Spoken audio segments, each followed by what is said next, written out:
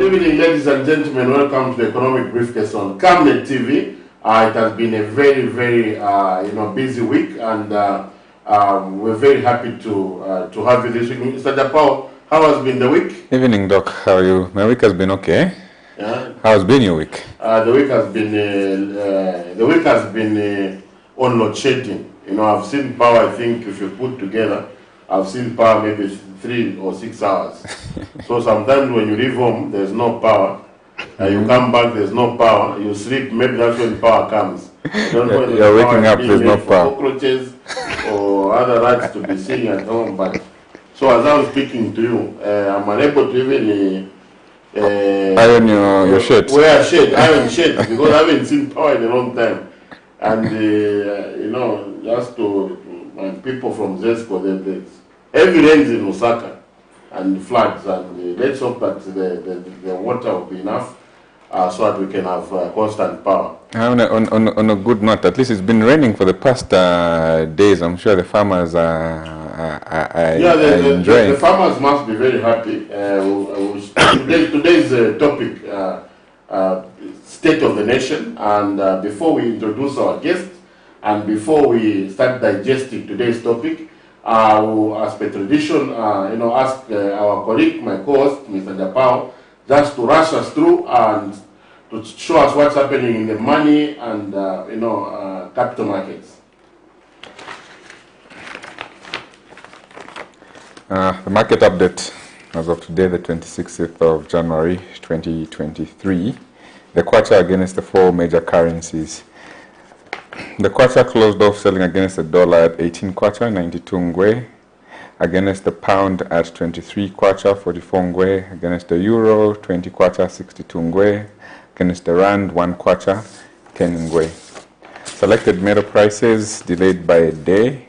Aluminium closed selling at $2,606 per ton. Copper closed selling at $9,258 per ton. Zinc closed selling at $3,440 per ton. Lead closed off selling at $2,148.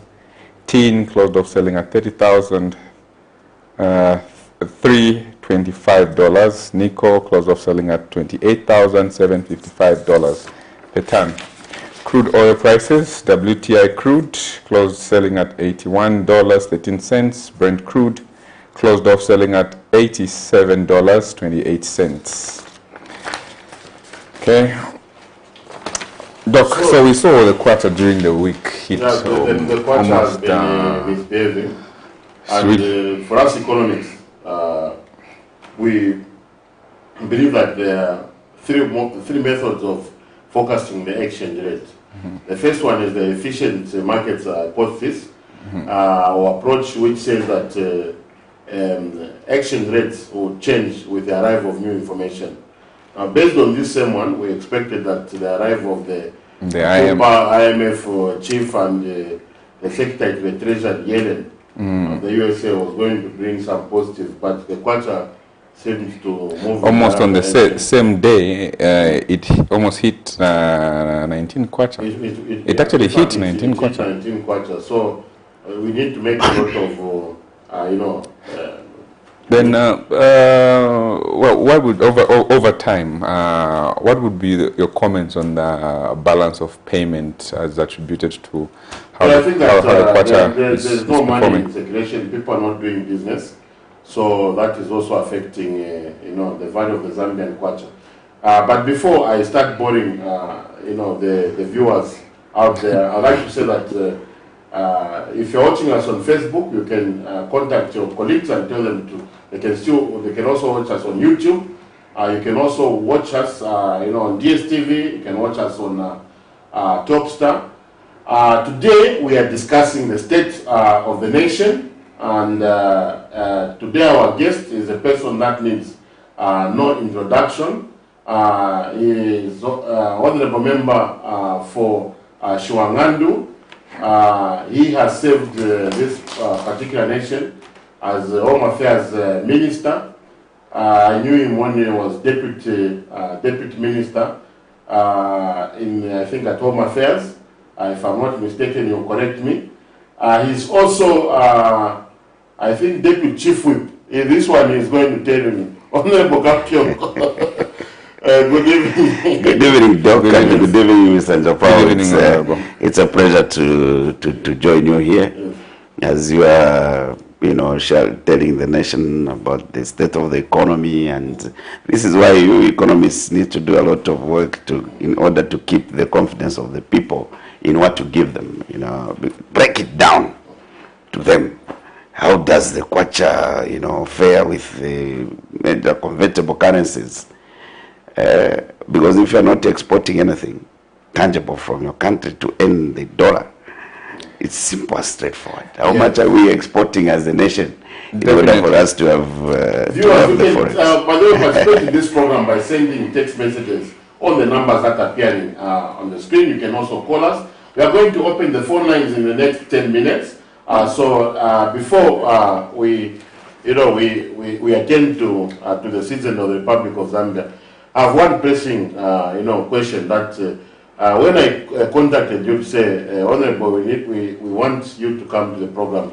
You were in Shwangandu, and I'll start with that. The rains have been very good. How do you, rate the state of the nation today in terms of agriculture? And if there are any inefficiencies, what did the PF do, and what would they have done differently to what is obtaining today? Thank you so much, Doc. And maybe I can take advantage, first of all, to correct the record. Yes, I know you alluded to the fact that you got to start interacting with me when I was Deputy Minister at Home Affairs. Yes, indeed. I'm now serving a third term, I think as Member of Parliament for Shwangandu constituency. I was voted in 2011. I served 1 year as a backbencher. President Sata then appointed me to become Deputy Minister in the Ministry of Home Affairs until the time he died. So when President Lungu came in, I think I was the first Deputy Minister to serve the first female Vice President, Madam Inongewina. Of course, I didn't stay long there. I stayed, I think, for about 6 months. Then I was elevated to become local government minister up to the 2016 general elections. And so after the general elections, I also bounced back in 2016. And that's when I was assigned to go and head the Ministry of Home Affairs as cabinet minister up to 2021 general elections. So, yeah, I just wanted to give that second straight. I remember meeting you in the Kitwe studios. Yes. Of the state broadcaster. Yes. I think you were with your colleague. Yes. There were some issues at Kasumbanesa. I think. Oh yes, the same challenge which is still there even now. But of course, yes, it was a very interesting time. I was at Copperbelt University then. Exactly. So, Doc, you were asking me that by the time you called me and wanted me to come and be with you here, I was in the constituency. Yes. Because, that's number one office for us, members of parliament. And I must thank the people of Shwangandu for the continued support they've given me, confidence. Because if you look at the numbers I was given, because normally when you are beyond one term, the numbers start going down in terms of support. But fortunately for me, and I feel so privileged that the people have continued to support me with an upswing in terms of numbers from 2011, 2016 to 2021. And so I don't take that for granted, and that's why I make sure that every little opportunity I have, I need to get back, especially now that I don't have a ministerial portfolio. It's easier for me to interact with them much more than it used to be in the past. As regards the way the constituency is faring now, I must tell you that I'm a very concerned person, even as I speak to you, because the constituency is threatened in terms of food security. Our people there are farmers. They largely depend on farming for their sustenance and for them to also earn some income out of the excess production that they generate every after rain season. And it's once in a year. So with the chaotic distribution of farming inputs, it has left many farmers stranded. Some of them have got cultivated pieces of land in anticipation that they were going to be given some inputs, fertilizer and some seed, which has not happened. Even as I was coming, that's when a few farmers were receiving urea, which is top dressing, and most of the crop is looking yellow. So it's a very big concern, and that concern now comes even here, because those are the people that grow food, the food that we eat in the urban areas. And that's why government continues to subsidize production. And I'm happy that even the IMF report does point to the fact that the farmer input support program has been a success story. It has helped the country sustain itself in terms of food security. So Honorable, just to go back on the same issue of fertilizer, what do you think is a problem? What's going wrong? What is being done wrong? You see, when government changes, government should be a going concern. When political parties come, we are now a democracy anyway. Mm-hmm. So, there was UNIP, MMD came in, then PF, and now we have UPND. There are certain things that we must not disturb. We can only better them in terms of systems. When we came into government, we found this FISP program in its current, slightly with fewer numbers then. And a lot of analysis was done. We would have loved to just change things. Maybe before even the FISP, where were we coming from? Under the UNIP government, remember that there were deliberate policies also to support the small-scale farmers.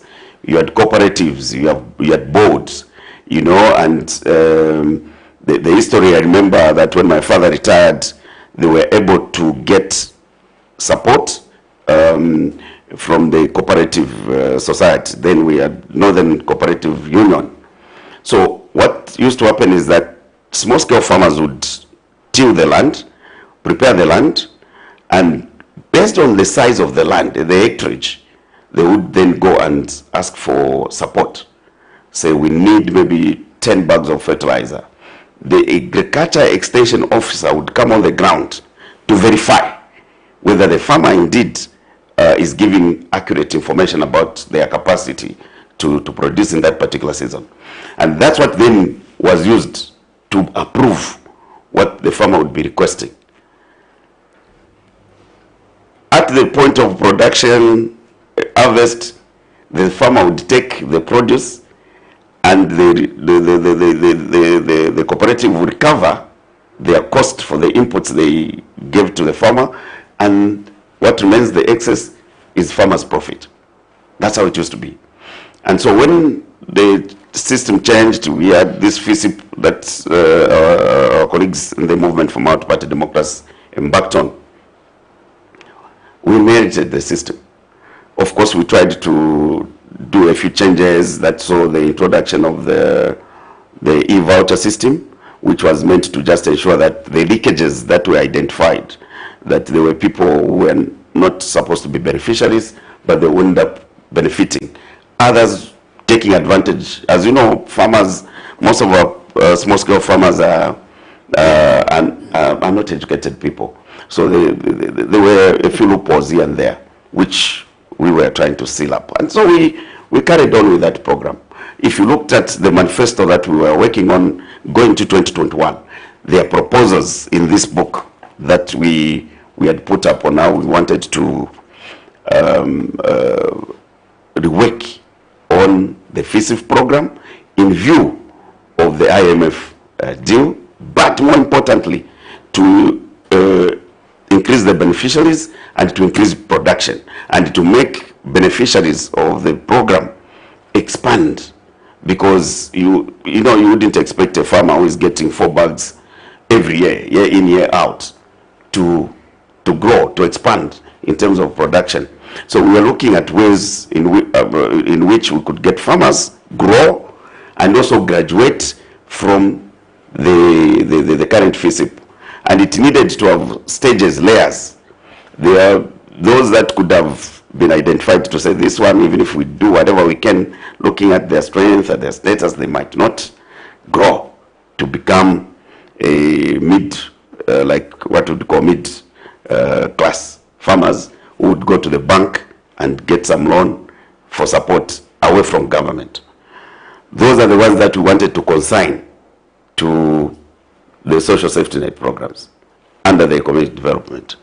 It's all well tabulated in the manifesto, and we are targeting that by we are going to start by phasing out 100,000, and then increase the number, graduate some, and that kind of thing.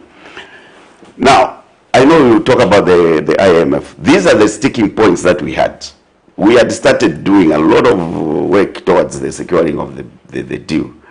You saw austerity measures, even ministers doing away with things like personal to order motor vehicles, even the civil service, and cutting down on costs in different ways. As our teams were negotiating with the International Monetary Team.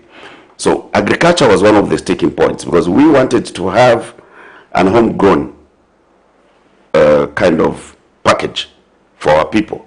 And the overall, we were looking at a bailout deal that was going to have a human face without losing sight of what our farmers needed.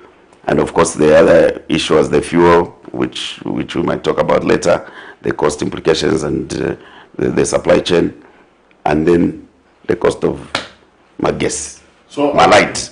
So now, in short, all I'm saying is that I had a difficult visit this time around to the constituents, Doc, because whenever I went, the complaints were, look, honorable, now for the first time we have had to share fertilizer in what we call measurements called MEDA. MEDA, where a group of farmers would get maybe 4 bags top urea, 2 decompound, then you go and start sharing. Maybe 4 bags, 20 people. But how far would that go? So these are the complaints that people are grappling with, and they're serious complaints, because they're able to compare where they're coming from and where we are. And so it was so shocking. And I did speak to this issue when I heard the President of the Republic saying they had made a saving of so many millions of dollars. How do you make a saving when you haven't bought sufficient to cater for the numbers that you have? So is it an issue of saving or supply chain disruption? Because we've seen there's been some introduction of new players, suppliers of fertilizer and whatnot on the market. Could this be the reason why? There are a number of reasons, and if you remember, if you follow the debates that ensued in Parliament, we were trying to alert our colleagues in government that sometimes you can't just come and disrupt the supply chain. So partly the supply chain, because for people to to import fertilizer in large quantities, you need to have capacity. You need to have a track record. You need to have international connections out there. Some of the suppliers that have been who were thrown out are suppliers that we found. Okay? And if our thinking was like the way our colleagues are thinking, we could have been the first ones to go into a very difficult situation. But there was a realization that those that were suppliers were Zambians, and if they were told to do things better as we desired, they were going to obviously change and adapt.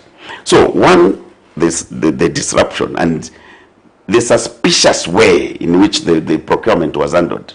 You remember that there were tenders that were floated early, And I think this tenders reached up to a stage of informing suppliers on who had succeeded. From nowhere, all that was cancelled and no explanation. And we remember you remember the president came, I think he was in Tanzania, when he came back, he was saying, look, you follow the corruption that has characterized the procurement of fertilizer. To date, nothing has come out of those pronouncements.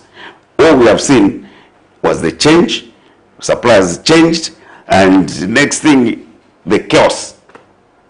The chaos. The minister came, I don't know how many statements he came to make in Parliament. We knew, because having part of government, we knew how long it takes to do the procurement and ensure that the fertilizers are delivered near to the farmers in good time, so that farmers prepare. Now, I'm telling you that there are farmers who have cultivated, hoping that they would get fertilizer. They haven't gotten. The minister came and he has changed a number of positions. He came to Parliament and told us that no, each farmer will be able to access the inputs individually. We asked, how is that going to work? No, we are trying to clean the system so that the system, we said, look, this is the second year of them being government. They were complaining last year in 2021 that no, what they found was already prepared by the Patriot Front government. So when they got the first budget, they were going to do things better. So the production of last season went down, and people, of course, said, okay, they are settling down. But what excuse can they use this year? Okay. Doesn't make sense. So many factors. One, the suspicious way the procurement of inputs was done. You can't rule out corruption. And now the companies were single sourced from the initial time. They were saying no single sourcing, but that was the first thing they did, single sourcing of input. Two, just poor management from the ministry up to the provinces. I've heard people talk about civil servants being the cause of. How can you do that? How can you even think like that? I don't know. Government is a system, and when you take over government machinery, the civil service is part of the system. I don't know of a school where you go and educate a person like Dr. Wazoka here as a product of a political party. If you start working your profession, you're an economist. At what point do you become a cadre? Not to be effective in running the system. So you can't, the government civil service is like the way we deal with, computers, garbage in, garbage out. So it has just been the poor management of the entire system. The minister of at the end of the day said that when he was in Ghana, that we had more than 1,000 megawatt surplus in energy. But see, before we go to energy, Doc, here is a scenario. We left reasonable stocks of grain, maize, from the previous years, and that's why even the IMF are able to acknowledge that we have never starved the nation. Even when we had the droughts before 2016, you remember we were hit, which also affected even the implement of some of the roads. Those disruptions we had, drought, and then we had the road shedding. Now, we left enough stocks of grain. When our colleagues were coming, we warned them, and we told them that, look, you perfect the agriculture system. They have been so much ambitious. I don't know how many people they've brought on these cooperatives. I don't know whether they were just increasing the number of cooperatives, of new members on the cooperatives, which has resulted into the chaotic distribution. So I talked about the poor management. So you come and say, okay, farmers will be getting individually. Then you come back within a short space of time. No, we are going back to the cooperatives. So when I say chaotic, it's all this organized confusion put together in the agriculture sector. So the minister has given so many assurances. Now I don't know if people would even listen to him, because the last one being in Parliament was all the inputs would be distributed at the end of November 30th. I've told you that I was just coming this week. That's when people are receiving the few bags of urea. So production will be affected. Now, the worst situation is that they've started exporting. Before they even knew what it takes to, to produce the metric tons of maize they found, they opened the borders and they were saying, no, us, it's business. We have to make sure that we open our borders and sell both maize and meal. And they started offloading. Now, we subsidize production of that maize. When you start exporting it, like in a manner that is not controlled, you are literally subsidizing the consumption of foreigners. And you are economists, you can understand that. So we are going to Avanga, sir, before we go to energy sector, because when you have got anger and you have no electricity, the first thing that hits you is anger. Here. If there's food and you don't have electricity, you can buy candles and you can sit. You can buy charcoal, and now you need to buy those pressing, ancient pressing irons. You need to go back to them. They used to work very well. Put charcoal, and you can iron the clothes so that you don't. But we must be concerned that we may experience hunger. So the prices of minimum that you are seeing going up now, as a result of the stocks that you have sent out, and I was surprised, I was listening to some director without portfolio in the midst of misinformation, saying they are ordering FRA to release metric tons of maize to the millers so that the minimum price can come down. What are you using? What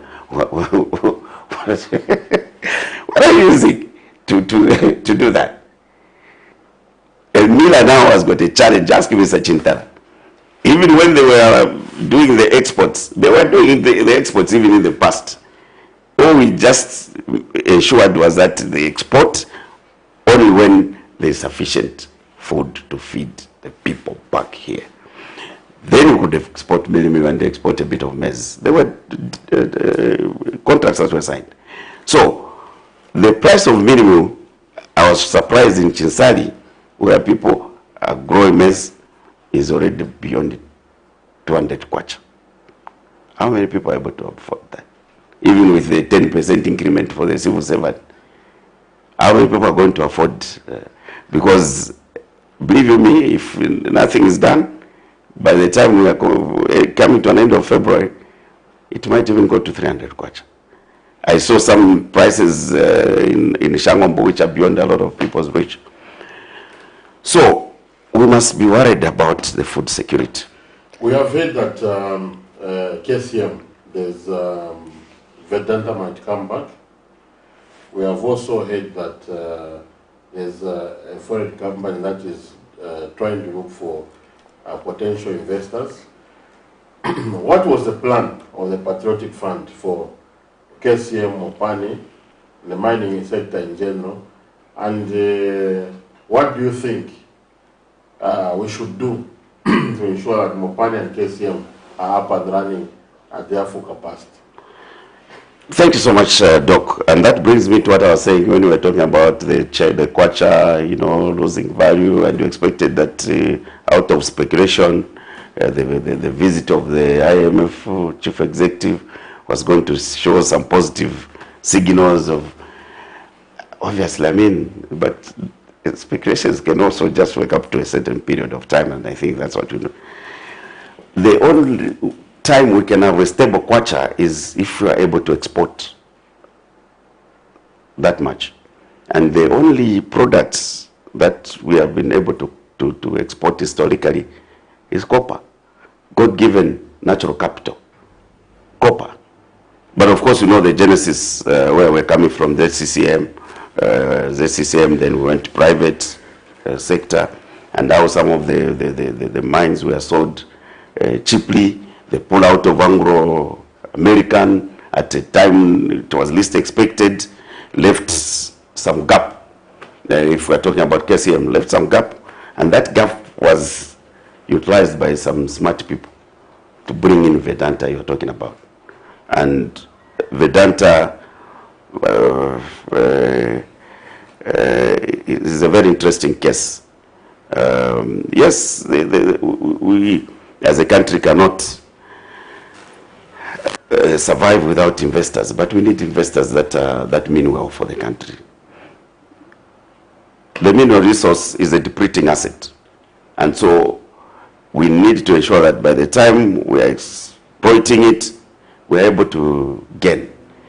Dr. Kaunda and his colleagues managed to build this country from the scratch when they gained independence, using the same resources. How much more can we do as a different generation of people? So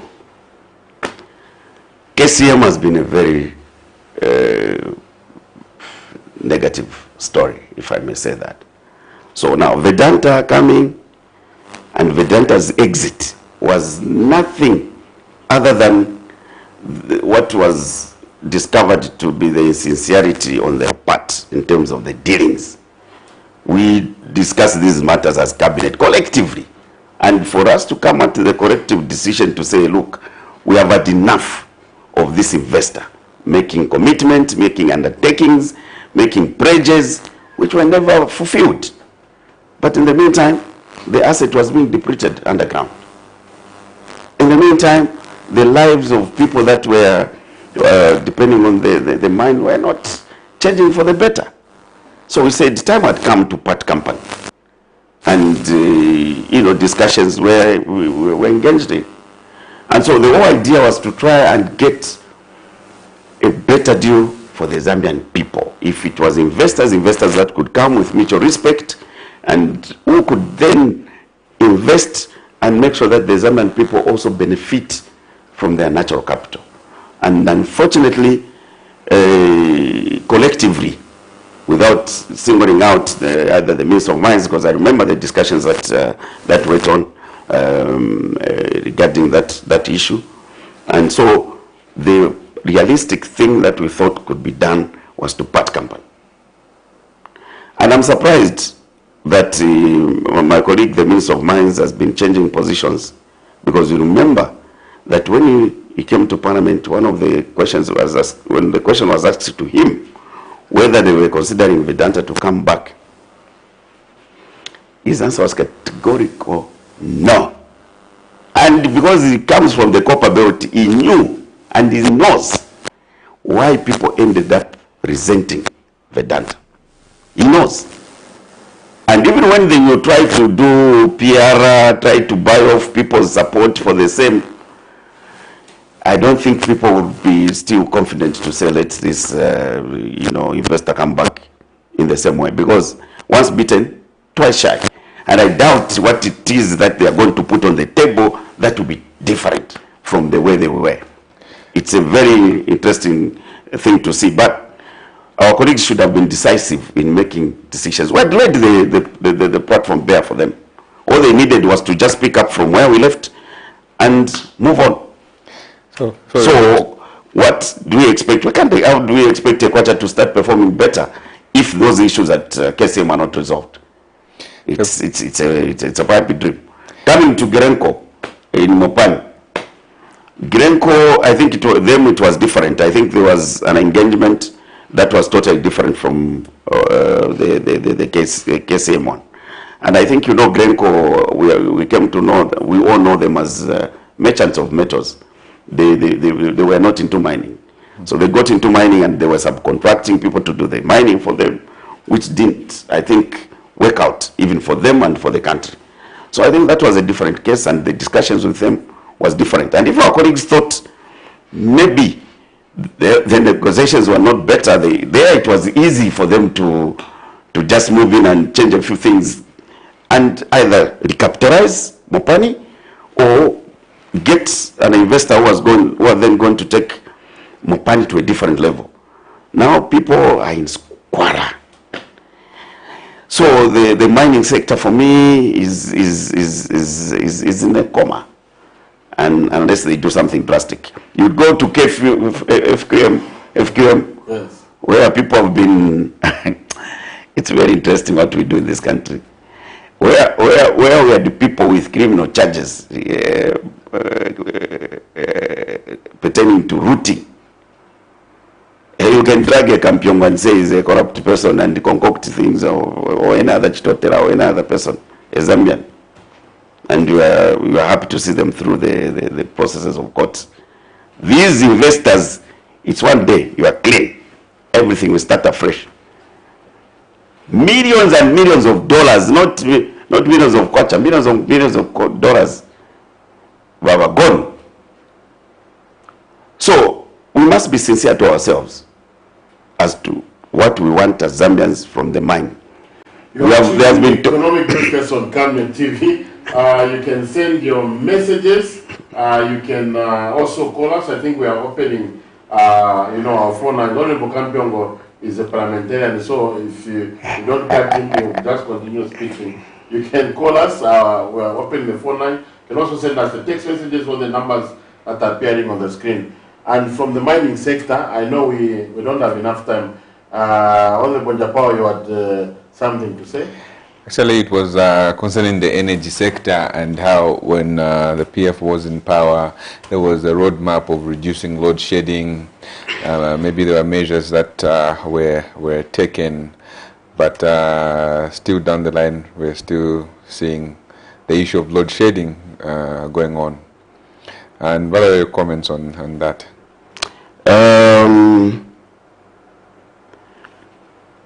You see, energy sector, both the oil subsector and the electricity sector, Yes. are areas that are very critical to the economy of this country. And obviously, the country has been growing, and industry is expected to be growing. So you need to invest significantly in the energy sector. What were we planning to do? And just allow me to just give what it was. And when I refer to this document called the manifesto, this is what we could have tabled to the government system as we are coming up with the 8th National Development Plan. So what were we saying about the energy sector? We were saying energy is central to the effective management of any economy. Zambia was spending about $1 billion on the procurement of energy per year. So that put together, including the fuel. So when PF formed government in 2011, power generation capacity was only about 1,600 megawatts.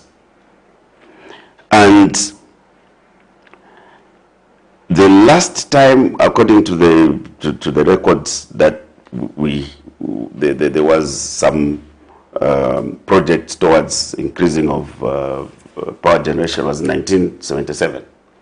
Now we were in 2011, and of course a lot of demand, and at that time there was only 2 generators. The Caribbean North Bank station was also commissioned just about the same time. So we realized that there was something that needed to be done. And what even made it interesting was the period, if you remember, between 2013, 2014 into 2016, when we had drought, which protracted. Yes. And then there was lower water levels. So the 1.6 was no longer 1.6. It was, it had gone down. So we had blackout, and we all remember, which resulted into government deciding to import power from Mozambique, Kapoor ship, which was coming in at a cost of, if I remember, 17 cents.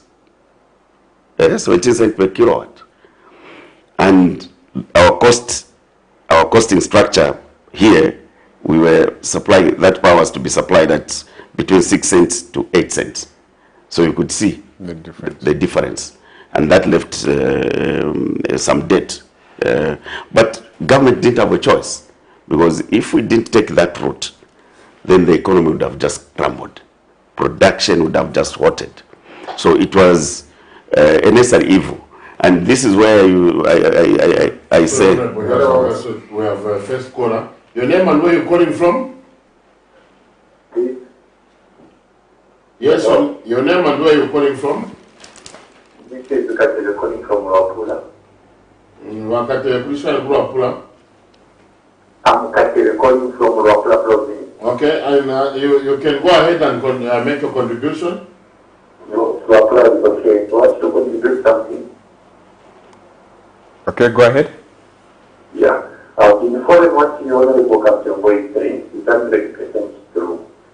I want you, the moderator, to ask the public president, because he came with the right, say, if we are put in office by 10 hours, like me, 14 hours, the dollar for the application. Now I want to know, is it not still 14 hours? Are we still waiting for 14 hours? Yes. And he said the minimum will be reduced to 50 kwacha, fertilizer to 250.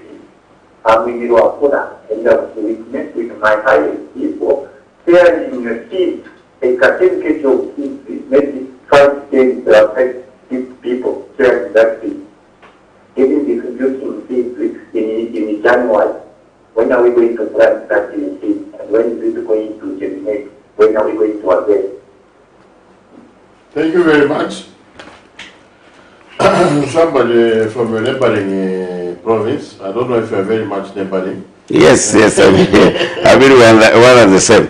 Yeah, so but before I say that, look, I was just talking about the power generation. So we did quite a lot. That's why after 2016, when we said load shedding was going to finish, I could run you through, we were already getting, by the time we were leaving office, we had in excess of 3,000 megawatts of power, which people were having for both industry and domestic consumption. And I remember that the current director of ZESCO went to some platform where he was saying, we have got 2,000 which we are only using, and the 1,000 plus which we are exporting through the interconnector. What has happened? Because this water level issue just started, there's no clear information. How much of power do we still have? Even with Mamba, which had the breakdown, now coming back on board. How much power did we have? How much power are we still generating? Total megawatts. How much are we exporting? Because I was surprised that today I heard the minister saying they will be importing some power from Mozambique, which he vehemently denied. I was telling him in Parliament that never say never, because we were saying we were not planning to import power from Mozambique. I said, sir, you never say never. It's on the verbatim. I'll go and remind him properly when we go back to Parliament. So coming back to the caller from Ruapula. You see, these promises we make as politicians, and I laugh when I see these colleagues who are praising us, praising the government. It's allowed. But don't talk about things that you never promised yourselves. That caller is saying the president promised. But you see people coming on platforms, no, he never said this. I saw some board chairman coming to say, no, I'm the one who misled the president about power. And come on, and you are not resigning? Why are you fooling? So don't do these PR stunts as if you are fooling people. You know, we need people that can be sincere. The promises that were made by the president, it's only him who can come back to people and say, look, yes, you people of Zambia, farmers, I promised you 8 bags of fertilizer. I couldn't give you these farming seasons. We couldn't give you, but this is what I plan to do. People would listen. But you don't pretend as if there were no promises. These promises are on Twitter, even some of them were verbally made. The reduction of price of minimum, which the old man was referring to, was made by the president. that the bag of minimum will be costing 50 kwacha. A bag of fertilizer was going to be 250, meaning even if people didn't manage to get through FISIP, at least at 250 kwacha people would go and buy. Now the bag of fertilizer is at 1,000 plus. KPNG has been in government for, this is the second year. What good thing and what bad thing have they done, according to you? Look, Maybe we can start with the good. First of all, you know, people are the ones that have to say, you know, and when you hear people talk about, because you know what, where I come from, we say, takalava mueva. So meaning, the person who is promised will never forget. He who promises might even forget. So if you come to me and promise me something, it's very easy for you to forget.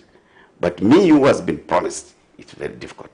So when you hear people remind government about those promises, they just, most of them went to vote because of such promises. That's why it's important to put promises in a manifesto, because this is easier for you to carry on and implement. Coming to the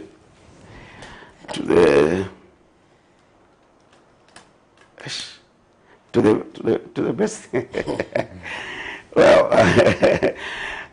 I would I don't know whether I should give them kudos for quickly signing the IMF, because it would have. Hello. We have a call. Yes, your name and where are you calling from? Hello. No comrade to me now. Hello. You switch off your Hello. TV.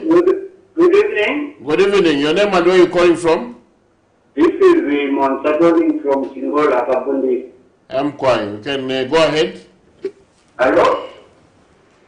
Yes, you can go ahead and make your Can you hear me? Yes. Yes, go ahead and make your contribution.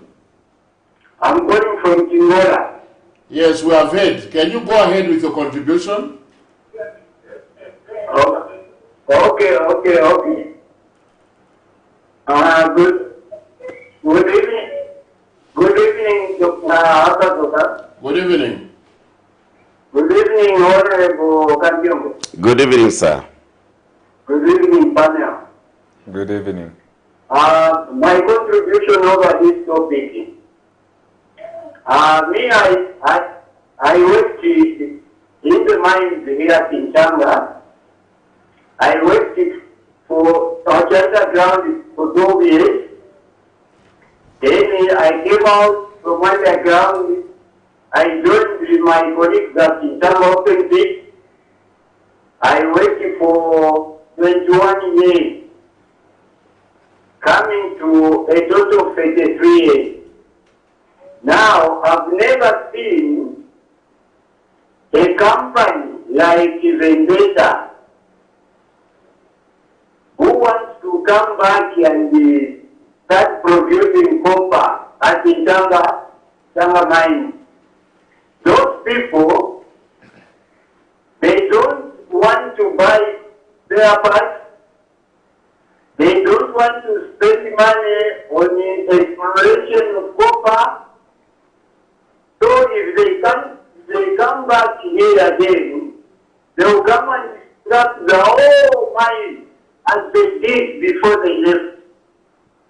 They never went into mining. They just found the copper already, the copper that we mined already, together with the cobalt. After completing that copper, they never went into mining. They just started stripping off the plant. So we don't want, some of us, we don't want those people to come back and take over our mine. Thank you very much for your contribution. Yes, a very big problem. We have got. Thank you very much. I think we have lost him, but we have heard the gist of his contribution. He says the if you go there, and you know, when you hear people like the caller, these are people whose lives have been mining. They have experienced mining under the CCM. They've experienced mining under this private owners. So they know. And you know, you may think that they're just ordinary miners, but they've got wisdom.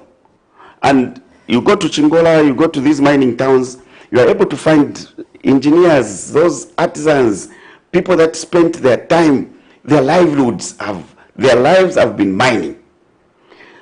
They can advise you, even in the humble status. There's something that you can pick from that, because every mining investment that has another caller. Yes, sir. Your name and where you're calling from? M. Yes, you can go ahead.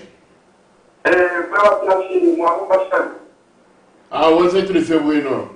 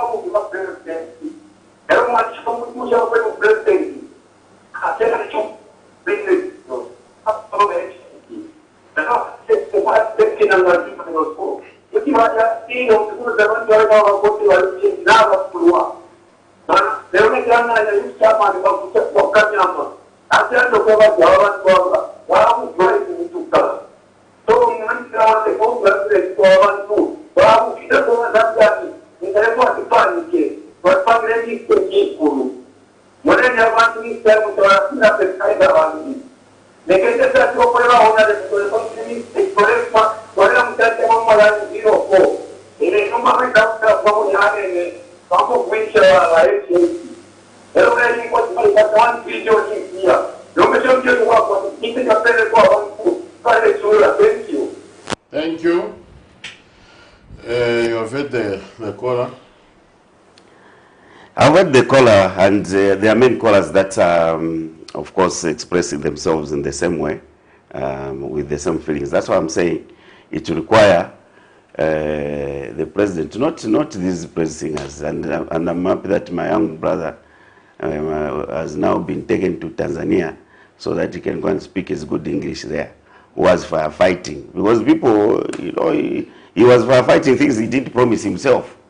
So we need someone that could come and face the people and say, look, yes, please, we promise this, it hasn't worked. The best thing I can say out of all the list is just the realization by the president that engaging the international community actually works for the people. You remember, he called the President Rupia Banda Kamwendo Munjela for going to these international engagements.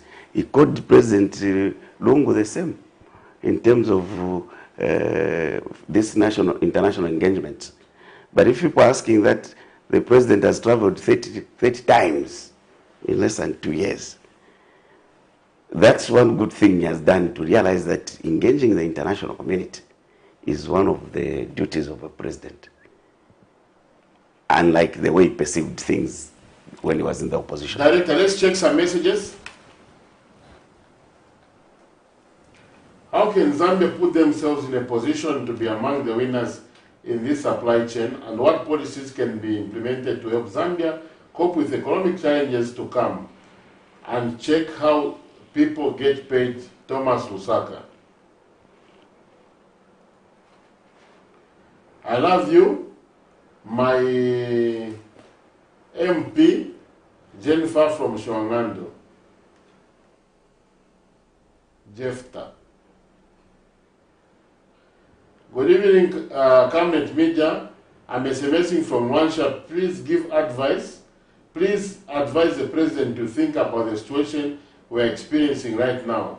Let him consult and ask from his chief advisors of how to do things, please, concerning the important issues like electricity, foodstuffs, fuel, agriculture, etc. Thanks, Augustine from Rwanda. Maybe that's your reaction. My reaction is that, look, one, I've always said that you can't run a country with a commercial mind. You can't. You are economists. There are times when you come and we are with you politicians who tell you, sir, you can't run a country with a commercialized mind. Because some of the things that you have to do when you are managing the affairs of the nation could look commercially illogical. But I must do. How do you justify, even for, let's look for Dr. Kaunda and his team, who established Indian Petroleum Refinery? They knew that we were a landlocked country. At one point they had to uplift coal by hair. They had to go to Italy to go and lobby for the construction of the Tazama pipeline, 1,700 plus kilometers, to pump crude into Ndora refinery, so that the products from there are the products that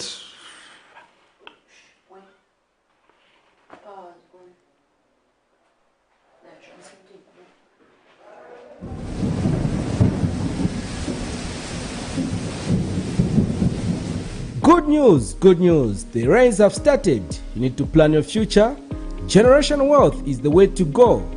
Has grafted avocado plants fruiting within 2 to 3 years for sale at only 90 kwacha each, and ordinary avocados at only 45 kwacha each.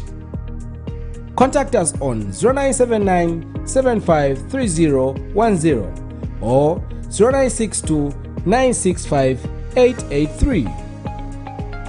We are open from 8 hours to 17 hours, Monday to Friday, at Healing Word Ministries International in Ibex Hill, opposite Hilltop Hospital.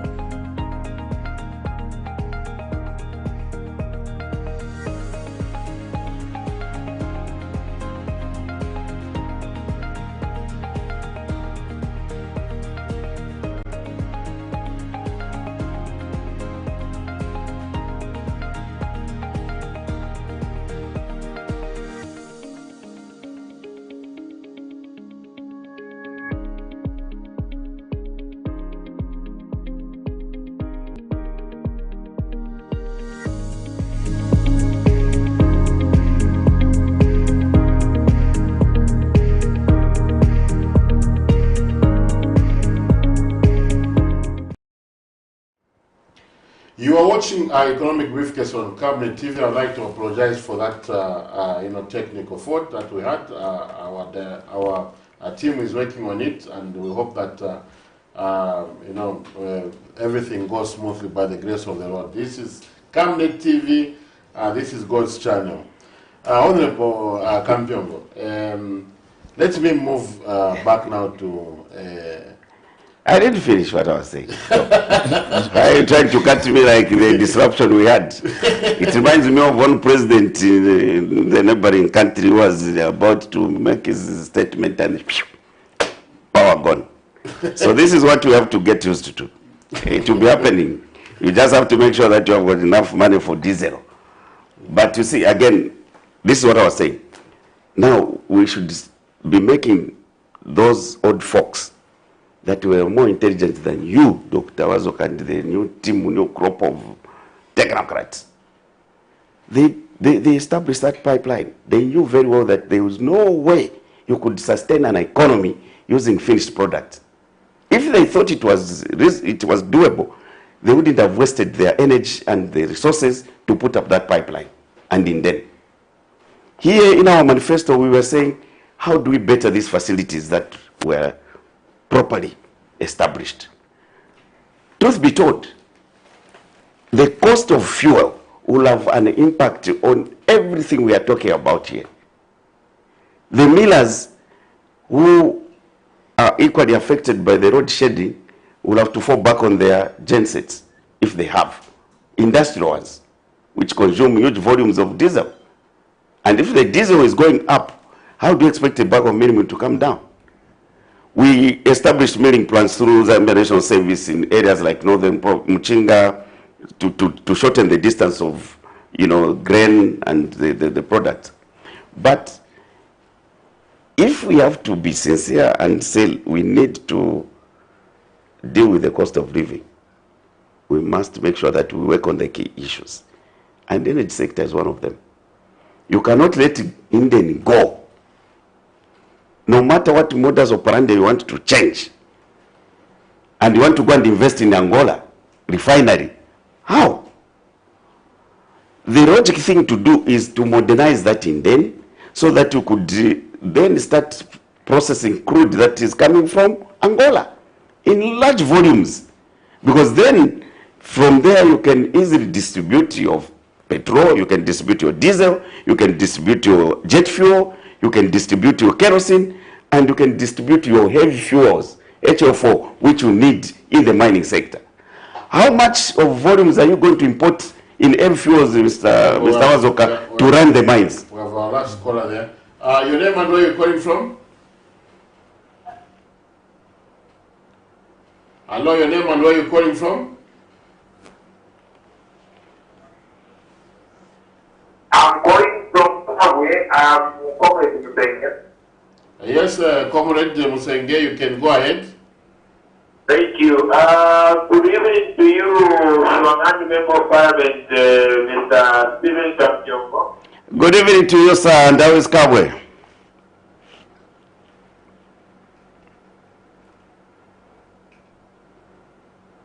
Okay, thank you. My contribution to this evening, my contribution that join this program. I think this is a very important program, and I'm happy to see Mr. Kampyongo, the way you are coming out on that platform. I think that is the welcome move. Then the other thing that I want to ask is that you personally, Mr. Kampyongo, you've been in government, with the patriotic grant for over at least 10 years.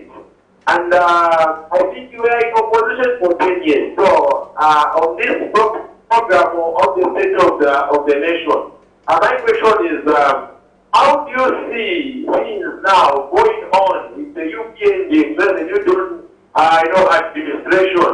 Do you see them making any changes, or do you see the economy becoming well, or it is going to be worse and worse? Because what they promised us, the people of Zambia, I think we are seeing different things on the ground, and which they are not sticking to their promises as they promised the people of Zambia. So we can see the promised us cheap fuel and other essential commodities to say they will be very cheaper, but we can see that essential commodities, they are going up and up. Then the other thing is, we've been hearing our Vice President, I think you are always in Parliament, and I listen to Parliament TV, and then I think last time the Vice President was saying, we need, to increase the prices so that we reduce now. If they increase up and then reduce. So now, those are the questions that I want you also to talk about. And what are you going to do as the Patriot Front as you come back? Because we've got the hope that the Patriot Front is coming back, whether they like it or not. So thank you very much, Mr. Campbell. Thank you so much, sir, and thank you so much for your comments. I also wanted to thank the lady who was saying, I can't remember the name, who was saying she loves me, the MP. I equally love my people of Shwangando. I can't substitute them for anything. And I will continue doing what I can, the best that I can for the people of Shwangando. I know you would have loved me to talk about CDF, but that would be for another day. Maybe that would be one thing I could say positive, but it's yet to be seen, to be bearing fruit, because CDF is supposed to be the money for the communities, and the decisions are to be made by the communities in short, bottom up. Mm-hmm. But what we have seen is that central government deciding, lumping up, no, you must do this and that out of the money. So it's supposed to be a supplementary fund. And I don't want people to misunderstand CDF for the implementation of decentralization policy, because that's a solution. For me, when you implement decentralization and leave CDF at 1.6 million, that's the best, because you are devolving the government functions to the bottom, and they are already there. Most of the portfolio functions are already there. All you need is matching resources. So you can't put money in one little CDF to deal with all the issues. What is CDF if there are no medicines in the hospital? What is CDF if there are no inputs for the people to grow food? What is CDF if the roads are not being done? The feeder roads are being cancelled, because out of CDF you can only do maybe a kilometer of gravel. So people must understand the context. And when we say CDF, yes, positive, but not the solution. These are the things we're talking about. So coming to the old man who was saying, PF is coming, I keep laughing. I was talking to someone who was saying, no, the history of political parties in Zambia is that when a political party loses, they never come back. I said, why do you say that? He says history. I said, oh, okay. So if you are saying history is the way to go, would you agree with me if I say that this UPND will be in government for 5 years? He said, no. I said, why? He says, no, because they've just formed government. So I said, okay, you are using history to say UNIP never came back, MMD never came back. There's only PF. Now I will also give you my reasoning why I'm saying UPND will be a 5-year term party. UNIP ruled for 27 years. The numbers reduced for MMD. They only ruled for 20 years. The years reduced for PF from 20 years MMD to 10 years PF. What is the next reduction for the next 5 years? Do you see the logic? If we are to go with the history that you are fronting yourself. It says, no, you are just doing a politician. I said, no. So let's not use history to suit ourselves. Yeah, there's the MDP in Malawi which has come back. I don't know how many, after how many years, the party that left Dr. Kamuzu Banda. As we wind up, what message do you have for the people of Swangando and the people for Zambia, and what advice do you have for government? The people of Swangando, first and foremost, is that I'll continue to stand for them. I'll continue to make sure that they too, as the people of this republic, get a fair share of what they deserve as a constituency. And I know, of course, they are just as desperate as other citizens, because they are going to be affected in terms of food security. There are some cassava fields which are also negatively affected, because they are naturally they diversify in terms of the crops. But what takes a center stage over time is maize. They grow millet, they also grow cassava at a small scale. So it's just to encourage them that we shall continue standing for them and ensure that they get a fair share of what they deserve as citizens of this country. For the people of Zambia, I just want to say that you need to prepare your minds to go through difficult times. There will be difficult times coming up, but let's not despair. Let's remain Zambians we are, resilient, and let's call those that are responsible for making our lives easier do what they're supposed to do, because they have got a responsibility. To the government, I want to tell them that apportioning blame for the shortcomings, for the challenges the country is going through, will not put solutions on the table. And we are here. When we are criticizing them, we also offer solutions.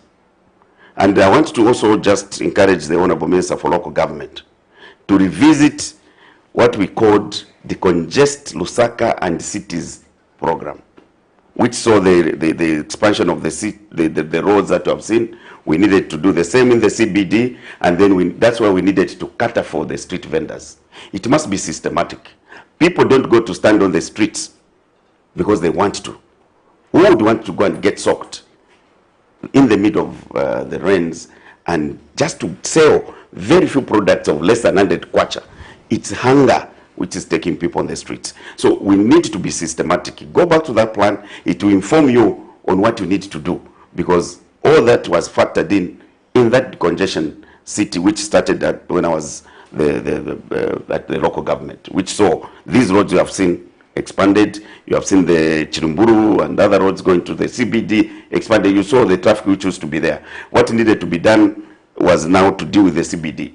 That was to be replicated in other cities. Of course, limiting resources that we have, we were going to be doing that gradually until we got to the other cities. So street vending is not a one bullet solution that you are going to just kick people out of there and throw them. Be strategic. But as government, start coordinating. Cabinet must make decisions that are corrective in nature. You don't expect a minister to make a pronouncement in the morning and the president changes that statement. You have got a minister of health. So who is now misleading who? We saw someone coming to acknowledge that they misled the president regarding the energy sector. That should not be trivialized. You make that public acknowledgement, you resign, then people will respect you. Then who has misled the president about the chaotic distribution of inputs in the agriculture sector? You come out. Who has misled the president about the lack of drugs in the hospitals? You also need to come out. Because these are key issues. Medicine is about life and death. People are dying out of curable diseases. Who is responsible? So these are things that we are telling our colleagues. We appropriate money. Money is not spent on buying drugs. You disrupt the whole system. Everything was bad. It was not about PF. You have got people's lives to save. Those companies that were supplying PF, how the government has remained. But people are in the hospitals. So who are you punishing? It's the same with fertilizer. Who are you punishing? The hunger will hit everybody. There will be nothing like UPND hunger, PF hunger there. Nothing. It will hammer everybody. So let's avoid this thing of pointing fingers, apportioning blame. And then these civil servants who have packed at the cabinet office, some of them are in their homes, who have spent their times. Civil servants, some of them, we found them. 20 years experience. For someone to become a director, they could have at least progressed gradually. Then you come and label them and their cadres. How do you do that to fellow Zambians? We never did that when we inherited government. We worked with people that we found. It's the same thing. So you are not solving any problem, you're actually digging your own pit. So if I was to advise you, please make use of those qualified, competent civil servants who know the systems. When they tell you what you don't want to hear, it's not because they are against you. That's their job. Every person should hear things from the technocrats, good or bad, because they may be good for you to make a decision. Thank you very much, Honorable KAMPYONGO. Thank you very much, Honorable Njapao.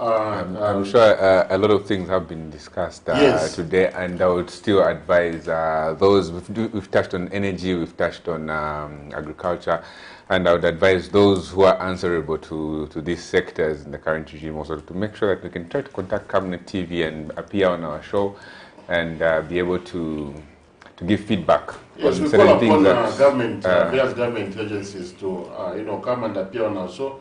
We've been making a lot of effort calling people. They promise, they don't show up, they don't, sometimes react to our calls. But it's the job of government to inform the people of Zambia. If you are not taking part in the information is going to be one-sided. So you are watching Camnet TV, Economic Briefcase. See you next week. Bye-bye.